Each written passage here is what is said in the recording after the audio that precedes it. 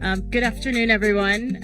As Mike was pointing out, my name is Jennifer Zabasaja, and I am an anchor and a correspondent for Bloomberg Television based in Johannesburg. And I'm very pleased and honored to be a part of this panel session today with Aliko Dangote, also Samaila Zubairu, and our two heads of state who will join us. As we've been hearing all morning, the discussion is really about a more regional integrated approach to investment and infrastructure. And so we're hoping to, again, as Mike was pointing out, put the levers, the three different levers together that make up the ambition and hopefully accelerate some of the ambition that we have. And we have, of course, one of the best examples of that in Aliko Dangote, of course, with the refinery in Nigeria, and then some, and also the policy portion of it, how we see our leaders potentially helping us to accelerate that, and the AFC, of course, convening this gathering and talking about the financial architecture that is needed to make this happen. So perhaps we get things started while we wait a bit. I wanted to just start here, and maybe I start with the both of you. Aliko, you're so far away. I don't know why. But luckily we have microphones. We've been speaking all morning and hearing from the presidents and the heads of state about some of the challenges that we've seen on the continent and the potential moving forward. What's been interesting is for the past 2 decades, if we take a look at, AFC has been 20 years old. Past 2 decades, there's been more than $1 trillion, US dollars, committed to infrastructure investment on the continent. And yet we're seeing the vulnerabilities of Africa at this point. Of course, from your vantage point, as someone who has this refinery that is revolutionizing the way we talk about industrialization on the continent, where do you think the gaps still are right now? Well, thank you very much. It's great to be here. I must thank AFC and the government of Kenya for arranging this conference, which is the Africa we build. I think, sorry, I have a bit of, I've lost my voice really, so, I hope you can hear me. So when you look at it today, we can do much, much bigger things, and I think it was President Ruto who said that maybe we should forgive past leaders. But right now we don't have any excuse, because we have, very big financial institutions. We have big entrepreneurs. What actually caused the delay before was that normally when you go to those financial institutions, the interest is not to develop Africa. The interest is to develop themselves. And, today we have big financial institutions that are at least they can listen to the big, entrepreneurs and see how do we develop and build our nation. We have made a lot of mistakes in the past where we've been relying on foreign investors. A foreign investor will not come without the leadership of domestic investor. So a domestic investor must take the risk and start developing your own continent, not for you to wait for foreign investors. Foreign investors will only come when things are looking rosy and good.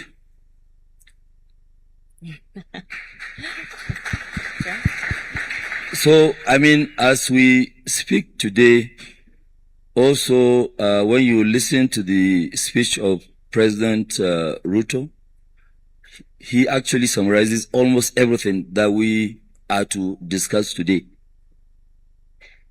You have pension funds, 550 billion of pension funds in Africa, and you are funding something totally that is irrelevant.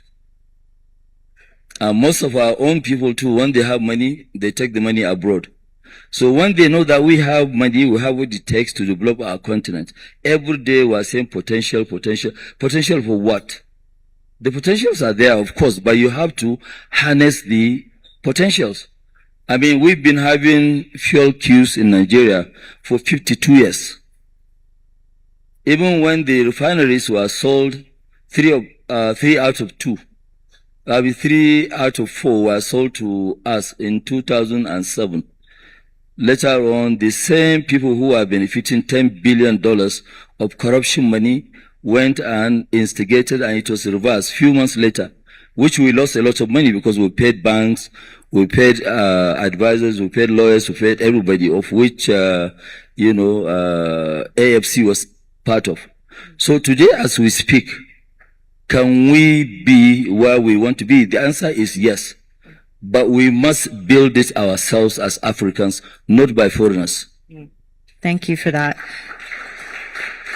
And of course, we will welcome President Museveni and also President Ruto to the stage. We were just speaking about the gaps that still exist despite some of the investment that we've seen on the continent. I've been listening to both of you speak this morning, and it seems like there is more cohesion between both of your countries. I wonder if you speak to an investor and you talk about what the regional collaboration looks like now, what's different now than in the past, what would you say? President Museveni? I think what is different is that the mistake makers have failed. So people have seen the mistakes. The mistakes have blossomed. They have seen. I think that's why people are beginning to see themselves different. You can see these are. I have been watching this for the last 65 years. I think Mr. Ruto may be, are you 65? 58, you can imagine. 50. So, these young people have come up and they have seen. It would have been better if because like some of the other people, like the Chinese, the people like Lee Kuan Yew, they saw it earlier. But Africa also had a lot of additional problems. Like, for instance, landlocked countries. Right. If you are landlocked, even if you see something, if the coastal countries don't see it properly, you can't move. So the mistakes are our biggest teachers, because and the crises. The youth have no jobs. So I think people can now see, can listen more, because there was a law. It was really ideological intoxication. That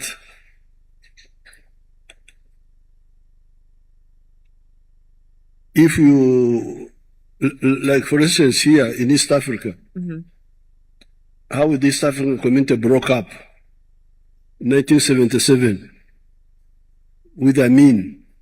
People thought there was another way other than the East African community. But now later on they discovered that no, East African community is the only way, and that's how we came back.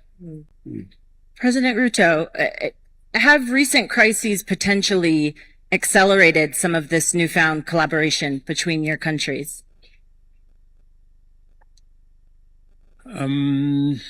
Yes and no.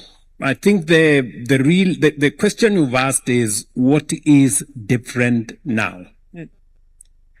And I think there is realization by all of us that the solution to the challenges and problems we have is not out there. It is right with us. If you listen from what Dangote has said, he has said investors from out there will not invest in our countries unless we take the lead ourselves. Why would somebody else take a risk? How is it their business to build our countries? It's none of their business, and I mean, rightfully so. First and foremost, we must realize that it is our responsibility. Others can only come to support us, but we must take the lead ourselves. And it doesn't start with entrepreneurs and industrialists like Aliko here. It starts with leaders like President Museveni and myself. Because the challenge that we have in our continent is a challenge of leadership. That's it. I mean, if the leaders are not willing to lead from the front, if the leaders are not willing to make the decisions, the policy choices that will take our country forward, because some of the policy choices are not necessarily popular. It isn't easy for it is not easy for President Museveni to say, if you are not making this choice, we are not going with you. You know, banning export of minerals is not an easy thing, because there are people who make money out of selling raw materials. So you have to tell them, no, this is not the right thing to do. So some choices have to be made by leaders. So it starts with us as leaders, making the right choices. Not convenient choices, not necessarily popular choices, the right choices. That's number one. Number two, it is to stop what President Museveni was saying, petty jealousy, you know, between us, you know. I'll give you an example. President Museveni decided that he is going to invest in the pipeline in Kenya because he believes that the pipeline in Kenya is not only important for Kenya, but is also important for Uganda. When President Museveni told me, I went to him and I told him, please give us some of your iron ore for our business people here in Kenya. He told me, that is not the policy choice I want to make. I have already said nobody is going to take iron ore from Uganda unprocessed. Then I made the choice that the investors who are in Kenya, I persuaded them to go and invest in the in the plant in Uganda. You know, I was not selfish about it, because what will happen is that the iron ore in Uganda, the steel that is going to come from that iron ore is going to benefit not just Uganda, it's going to benefit Kenya as well. Instead of us importing steel from all over the world, it is cheaper for us to import steel from Uganda. Right. And because this is one region.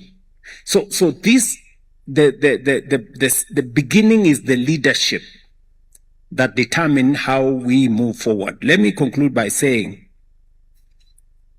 listening to Aliko Dangote here, it is not just leadership at our level, it's also leadership at the level of our business people. It would have been easier for Aliko Dangote to do trade of oil. You know, I remember speaking to President Olusegun Obasanjo, and he told me he had a meeting with Aliko here, and Aliko told him, if you don't change the policies here, it is easier for me to import oil cheaper, I make more money, sell, than to refine oil, unless you make the right policy decisions. And that is what Aliko is telling us here, that the private sector and us will invest in the refinery. And by the way, we are discussing a refinery in Tanzania. The two of you. Yes, we are not discussing a refinery in Kenya or Uganda. We are discussing that we are going to have a joint refinery in Tanga to benefit all of us, because that refinery is going to take on board the oil from DRC, the oil from Kenya, the oil from South Sudan, the oil from Uganda, and we will just need to build a short pipeline from Tanga to Mombasa, and the finished product will use the pipeline that we already jointly own with Uganda. So all our assets become profitable. But you need a longer term view, you know. to see it than just a short-term, country by country. And that is why President Museveni was saying fragmentation is also part of our enemy. That is why some people broke up the East African community, because they didn't see the benefit of the bigger market. They were just looking at individual countries. So that is the where we are at the moment. And it is different because we've all learned our lessons. The policymakers, like myself and President Museveni, we can see with clarity where this should go. Industrialists like Dangote here, they too can see. And AFC right here with us, right, and all these other good bank people, they also appreciate that it is their responsibility to invest in this infrastructure because it makes them money and it grows their bank balance sheets as well. Thank you, President Ruto. Samaila, I wanted you to jump in because But Mujuku, you speak Swahili? Not right now. Samaila, I wanted you to jump in because... Just hold on. What is also new is that if you look at Uganda, the pool of scientists whom we have now, we didn't have them at independence. We now have people who can do anything. Automobiles, vaccines, electronics. So although we are meandering, making mistakes, but also some capacity was being built. Education, knowledge. We've got a lot of scientists. There's nothing you cannot make. So that is also new. So it is capacity there, but what he's saying, the eyes to see the future workforce. Samaila, I wanted you to jump in. When you talk to global investors, is this regional cooperation, is that becoming a prerequisite? Because it seems like you've been speaking about this for quite some time, and it's seeming like now that we're getting government on board, this is actually starting to pick up steam and being the case for capital to actually be deployed. What are you hearing in your discussions? Very good question. I'd like to lean in on 2 points raised. I think the key point is leadership. Leadership is extremely, extremely important to whatever we want to achieve. And I want us to look at leadership not just, from a transaction that we want to do now, but maybe from a long-term perspective.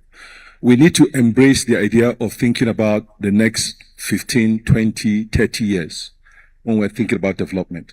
So if you saw the report today, on the State of Africa Infrastructure Report, it talked about the consumption over time. It says it's going to grow significantly. And since we know that consumption is going to grow significantly, it only makes sense to look at regional infrastructure, which is what is happening here. Another point I want to make is the need for this same leadership to be applied to capital mobilization. I cannot emphasize that point enough, because Aliko mentioned it. I mentioned it as well. And President mentioned it. He said, who pays the piper dictates the tune. Capital has always been one of those enablers for development, and we need to crack that code. And it's not so difficult. It's not so difficult because what we need to do is to look at what we have. Our research shows we have 4.4 trillion, over 600 billion with pension funds, over 400 billion with insurance funds. That's $1 trillion. And these are traditional long-term investors. So what we should be looking at is the regulation that prevents insurance companies from playing in other jurisdictions. The regulations that focus more on short-term treasury bill investments as opposed to long-term productive investments. We need to educate our trustees and gatekeepers on the need to think of the future of the workers whose funds they are managing. It is not enough to say that you're managing funds for pensioners and their children will be unemployed. That doesn't make any sense. We must have that in mind, that we must be managing holistically. So that means we must be deliberate around policy and on what will make policy work.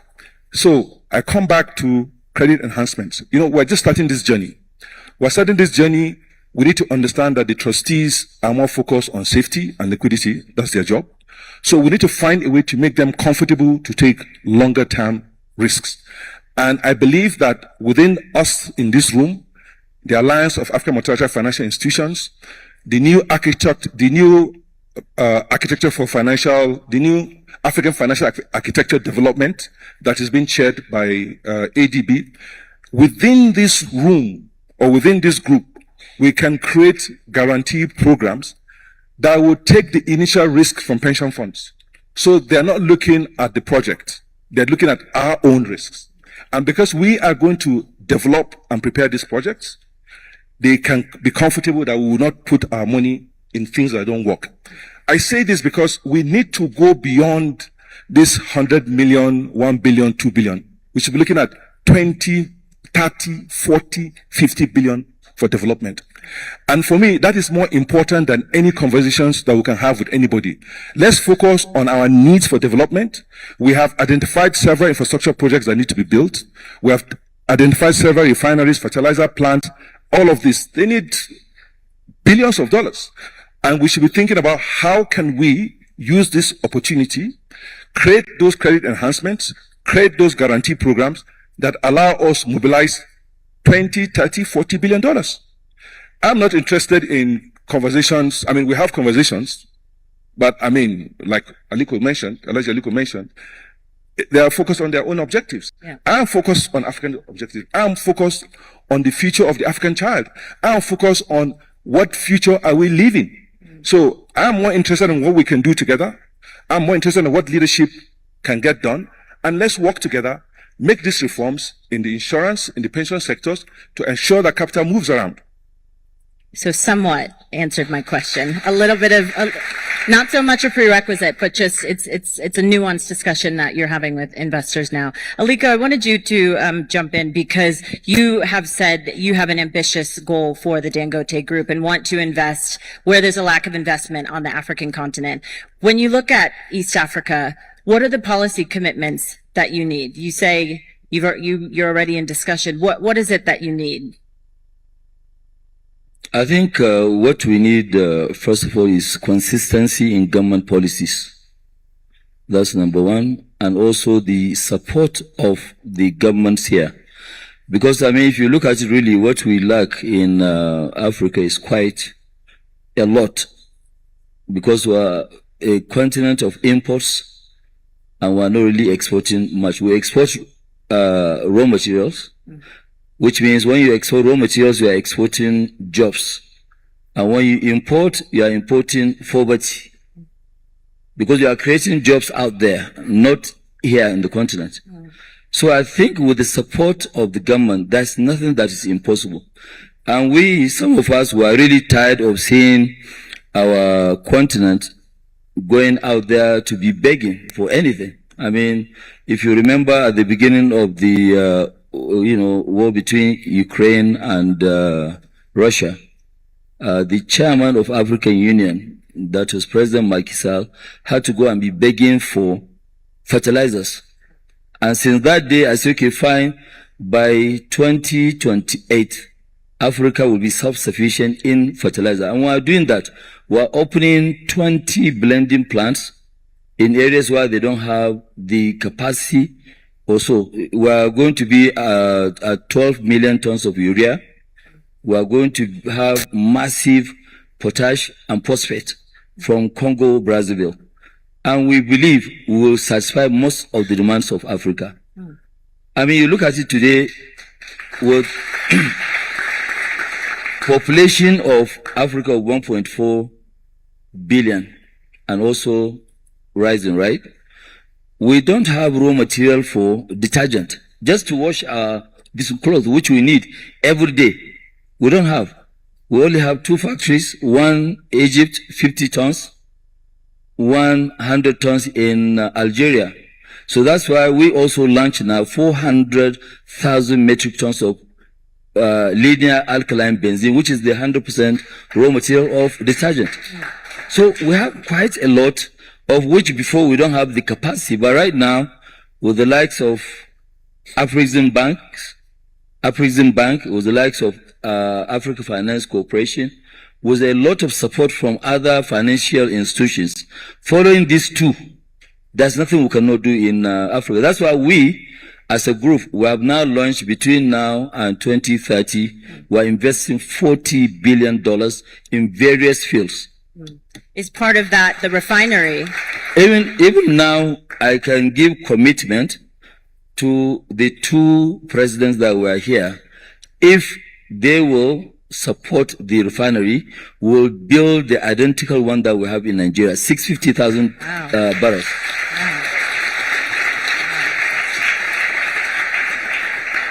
So the discussions are still early, though, but the three of you, it seems like you're trying to make this work. It will work. There's nothing that can stop it. We have done the one in Nigeria, and that's why we are taking the bold move, which we have started already. Piling has started. We are building that one to a scale. 1.4 million barrels a day will give us will be the largest refinery in the world. That's number one. Number two, will have 10% of the entire United States of America's refining capacity. And this is coming with a lot of, petrochemicals. And if you look at it today in Nigeria, if not because we have polypropylene, all the businesses would have collapsed because cement is packed in polypropylene, flour, rice, grains, everything. So nothing. And the cost now has shot up between just 45 days from $900 a ton to $3,000. That's no way you can afford it. So that is why we must learn how to build self-sufficiency. Right now, we have big financial institutions that are very hungry for big ticket items. And we are also big in terms of our own vision.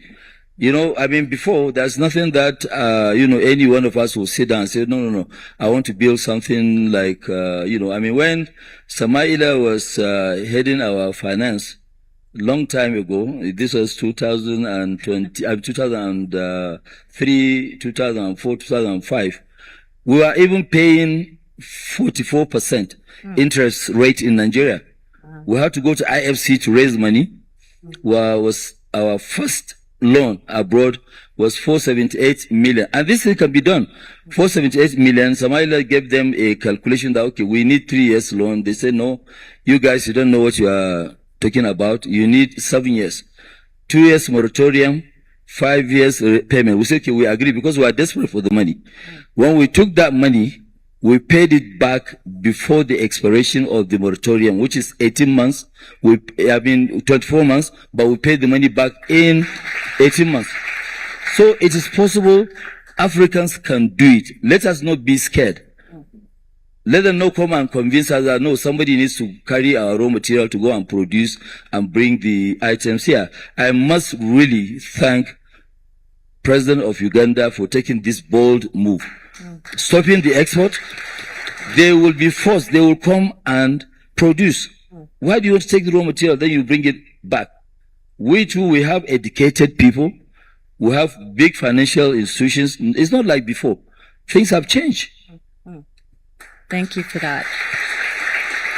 I'm cognizant of time. We don't have enough time. President Ruto, yes. I'm happy that my Minister for Minerals is here, Hassan Joho. I hope you have heard the I see more plans. We are not exporting anything raw going forward. And the instructions are very clear that our minerals, for the record, sit down, was it? For the record, we had Base Titanium, one of the companies, they were exporting titanium out of Kenya.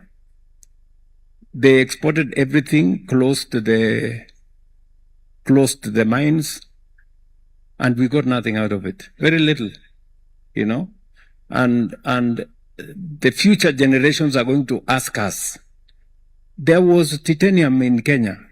What happened to it? And we will have no answers for it. And that is why, going forward, we've been very clear as a government that the rare earth that we are now looking at, all the other gold issues and the whole mineral sector, we are not going to export it raw anymore. With clarity. And that is why, as we build the refinery together, this conference is also how are we going to take charge of all the other minerals in our region that are today being exported in raw form. How do we create an ecosystem here that also creates better beneficiation of these minerals by processing it here and driving the industries that use these minerals to come here and work with us, because in any case, and that is, allow me to say why we cannot fail. It is not possible for us to fail. Even with the refinery, it is not possible for us to fail. Why? Because we have the raw material. We have crude. Number two, we have the market to buy the product. We are currently importing the products from all over the place. So we have the market to sell. Number three, we have the capital to build it, to develop it. And we have the industrialists to help us run it. Why would we fail? That's a fair question. President Museveni, I'd love to hear your perspective, especially as you're getting set to be an oil producer. How do you see this changing your economy, but also how do you assure beneficiation for your economy, as President Ruto was just speaking there? And the region, excuse me. Our strategy is already clear. We shall build the small refinery which we had planned of 60,000, that will be 180,000. Of course, this was for the internal market of Uganda and for the parts of Tanzania and parts of Kenya which are near Uganda because of the transport costs. But the surplus oil we shall contribute to the East African refinery, the one of Tanga. And as I told you, this is just from 40% of one of the 5. So we have got more oil. So when that more oil comes, we shall contribute to the refinery in Tanga more, but also must own it also. It cannot be owned by the coastal states only. It must be owned by. Regarding the other minerals, I can tell you, for instance, the uranium. We have got a lot of uranium. A Canadian company came and said, I want to take the uranium. So where are you taking it? To abroad. But I have had a rumor. What are you going to do with the uranium abroad? To generate electricity. But I have had a rumor that there are some human beings here. It's not confirmed, but I have had a rumor that there are some human beings here who need electricity. Why don't you start with those? They might disappear. They never came back. So the uranium is in the ground. You the grandchildren, you will get it out if we don't get it out. It's there for you. That's the same story with the gold. I banned the export of gold. Now there are how many refineries of gold now? There are now 9. Imagine this, the one we are producing in Busia, is it a kilo or what?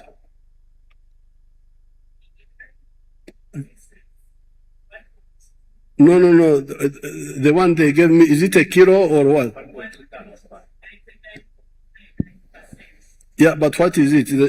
The weight? Now, if you export gold unprocessed, 84% pure, you get $60,000 a kilo. If you process, like we have done in Busia, just on the other side of the border, you get $110,000. 160,000. 168,000. Now imagine, from 60 to 168. All that money is lost. Yeah. And the jobs. And then there we are using our electricity. Right. You know, you the grandchildren, you must have heard of something we the elders call vertical integration. Right.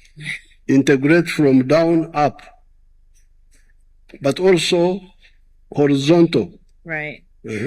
Now, because we are purifying the gold in Uganda now, we can now also start a jewelry industry. Because now the gold is pure enough to be used in jewelry, to be used in bullion, Right. to be used in electronics. So it is really criminal to export. I cannot allow the export of unprocessed raw materials from Uganda. I cannot. Right. Thank you so much, President Museveni. Aliko, please. And I think we're running out of time, but I'd love to hear from Aliko and Yes, Samaila. last one. Thank you very much. Well, it's great to be here, but since we have two of our leaders here, I would like to use this opportunity to thank them for their leadership. That's number one. Number two, especially, President Ruto to convince his colleagues to allow free movement of goods, services, and people.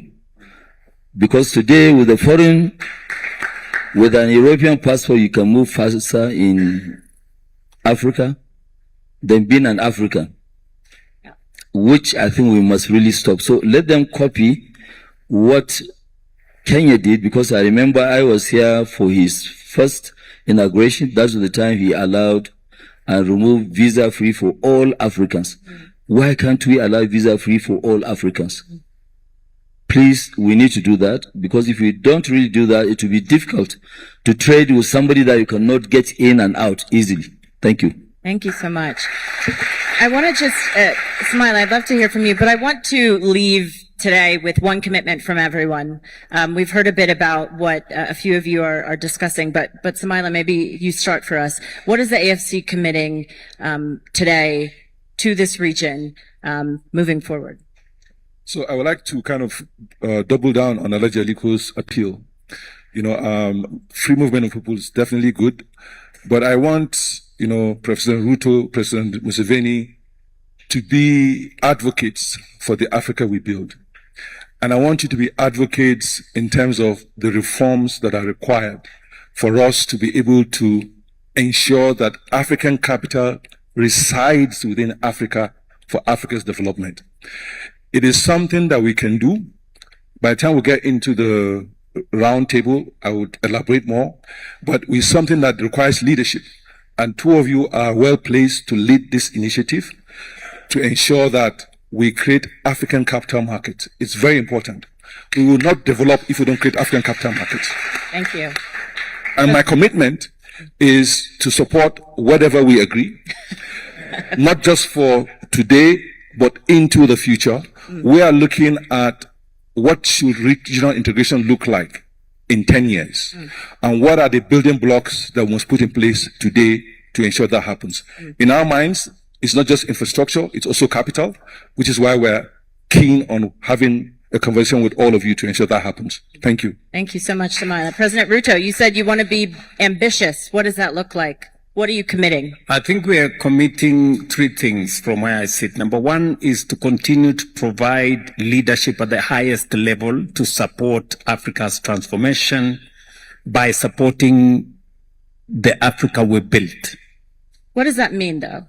It means moving potential, moving ideas to projects and programs, real infrastructure projects.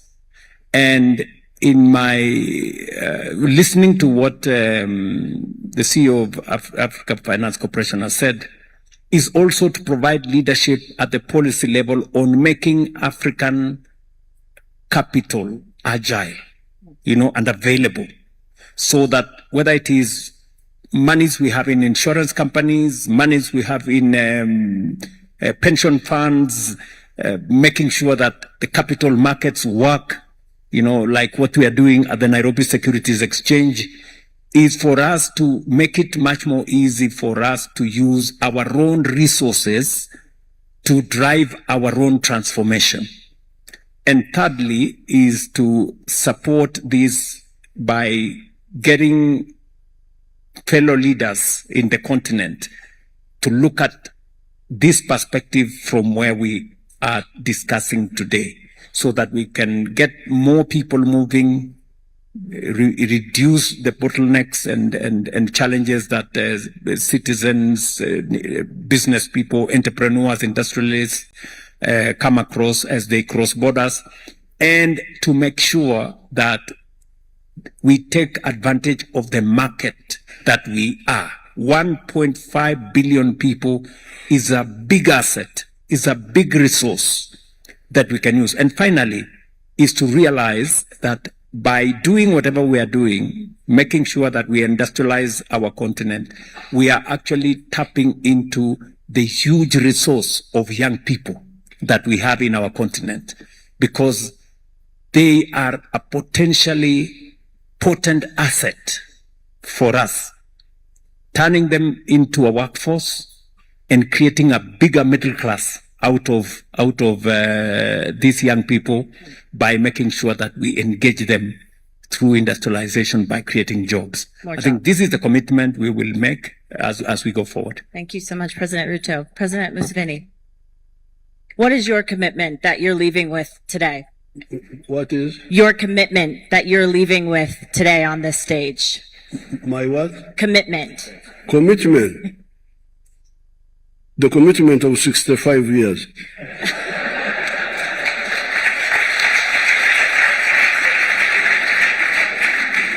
You see, these young people now are joining me because for 65 years, African revolution has gone through three stages. 1912, ANC is founded in South Africa. 1940s, the Mandelas come on the scene. Mandela, Nyerere, Kenyatta. 1960s, our group. And now you people, you are there. Now, our historical missions were three. Were four initially. Liberation. Number two, prosperity. How do you get prosperity? Through economic integration. I am summarizing. The market. You cannot have prosperity without a united market. And united economic effort like we are talking about here. Historical mission number three, strategic security. To build strong armies. And that one can only be achieved through political integration. In the case of East Africa, we are talking about the East African Federation. But you don't concentrate on that, you are watching Arsenal. I'm not watching Arsenal. I'm not watching Arsenal. You are watching European clubs. Right. Now, number four is the regional one of liberation. Are you from East Africa? Yes. You know some Swahili? Yes. When we were Running out of time, President, but yes, please. When we were fighting, we were saying uhuru na umoja. Now, when we go to uhuru na uhasama. Umoja disappeared. So now it is coming back.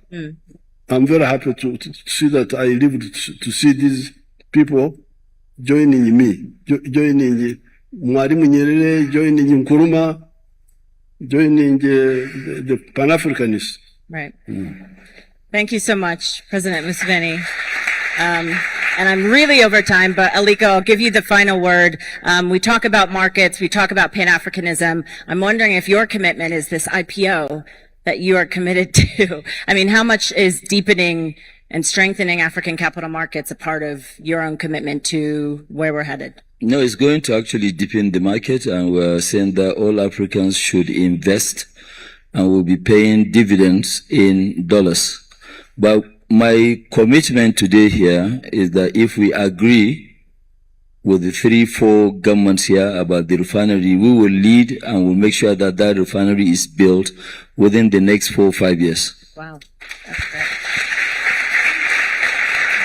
That is a positive way to end. I am so honored to be next to all of you, and thank you all so much for the time that you have spent listening to all of us, to Samaila Zubairo, the Africa Finance Corporation CEO, President William Ruto, President of the Republic of Kenya, President Yoweri Museveni, President of the Republic of Uganda, and of course Aliko Dangote, President of the Dangote Group. Please join me in thanking them all.